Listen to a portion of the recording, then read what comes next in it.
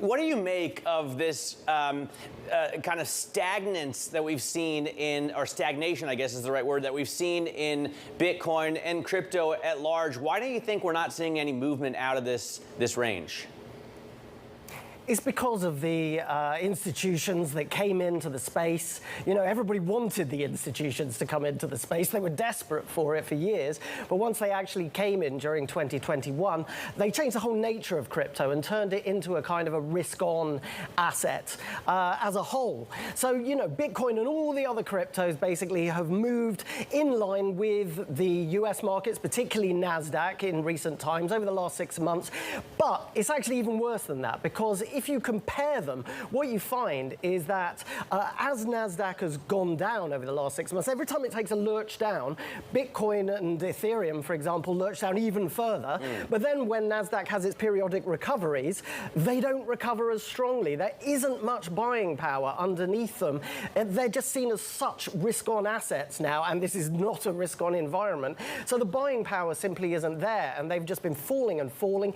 Even Ethereum, which is thought of as sort of the next big thing because of the merge that's coming up. Exactly. So that's the point I just wanted to get to. Everybody in crypto is kind of excited for this merge to happen, waiting for it and thinking of it maybe as some kind of catalyst for a move higher. Do you see it the same way? I mean, it's not even just that. They're talking as if Ethereum's already been going crazy. And, you know, when you look at where it bottomed, yeah, okay, it has come up a lot since June.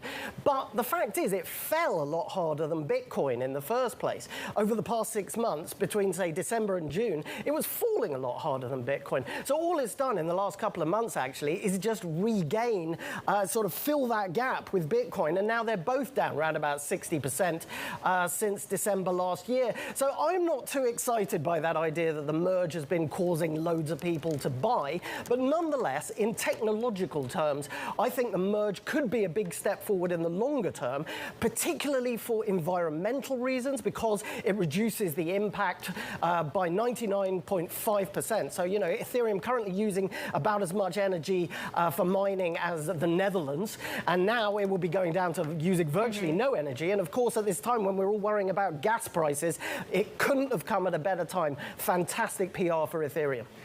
Well, Glenn, there's obviously been a lot of chatter about the merge. There's also been a lot of chatter around the viral Corn Kid TikTok, and if you haven't seen it, you should go watch it. But you say that actually the Corn Kid is representative of a kind of persistence in inflation in things like food and energy prices that could actually ultimately drive more people toward Bitcoin. Can you walk me through that thinking?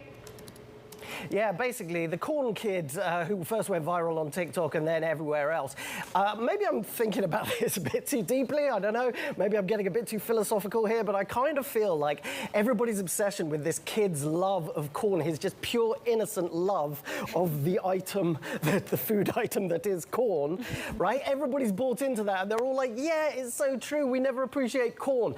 It's come at the perfect time if you think about it, because suddenly, for the first time, probably since the Second World War, people are starting to not take things like basic foodstuffs for granted anymore. We can't be sure that they'll be there in significant quantities or in sufficient quantities over the next few years, depending on what happens in the Ukraine war and to energy prices and thus to food prices. Because the important thing to note here is that gas, the price of gas, influences very heavily the price of fertilizer, because it's an ingredient in fertilizer, and therefore, if you haven't got enough fertilizer or fertilizer is too expensive, as we're seeing, you get prices of basic foodstuffs rising.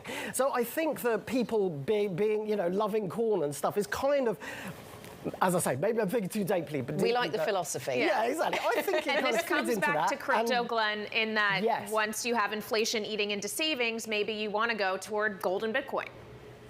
Exactly, and so far that hasn't happened. Of course, gold and Bitcoin haven't been doing so well, but, you know, if inflation persists in the longer term, and particularly in Europe, where currencies are tanking, you might see an effect like you saw in Turkey and Nigeria, where the twin troubles of inflation and currencies tanking equal interest in Bitcoin and buying Bitcoin. Okay, we'll see how that plays out.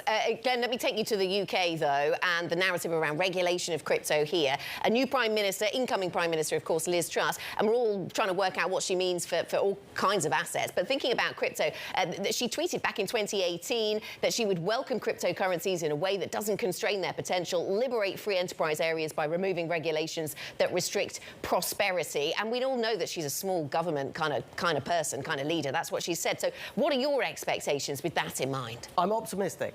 Yeah, she hasn't really mentioned crypto very much at all since 2018, unfortunately. But, you know, it wasn't her brief, so why should she mention it? And in the meantime, the UK Treasury has been making all kinds of moves to welcome crypto, just as she would like, really, as sort of creating or trying to create a new regulatory environment that would be good for stable coins, that would be good for crypto in general. Now, of course, that's all been put on the back burner because the guy who was in charge of that is...